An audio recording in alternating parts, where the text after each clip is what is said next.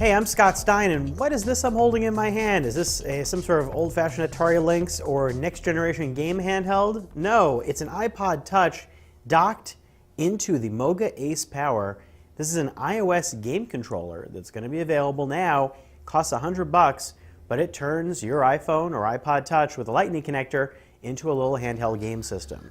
Now, how does this magic work? Well, there's actually a whole set of instructions in iOS 7 that allow any game, if it wants to connect to a third-party controller like this one.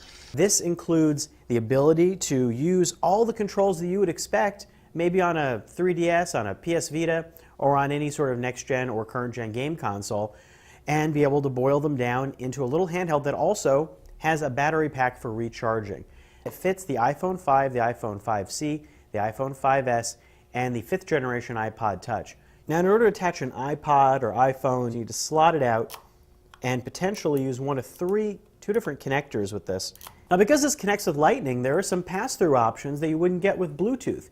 The headphone port is blocked up here, but you do get headphone pass-through at the bottom of the controller. And if you want to recharge this, it accepts micro USB, the charging option of choice for many people, to recharge this entire system and get that battery pack up to snuff. When not in use, the Ace Power compresses down into a little travel form, which looks like a little controller. It'd be kind of awesome if you could just hold it and play like this, but unfortunately, it's not meant to work like that. It only is meant to connect with your iPhone or iPod Touch in this mode. Sorry. Now, this type of controller capability has been available on Android for a while, so maybe Android users are saying, what's the big deal? NVIDIA Shield and all those things like it.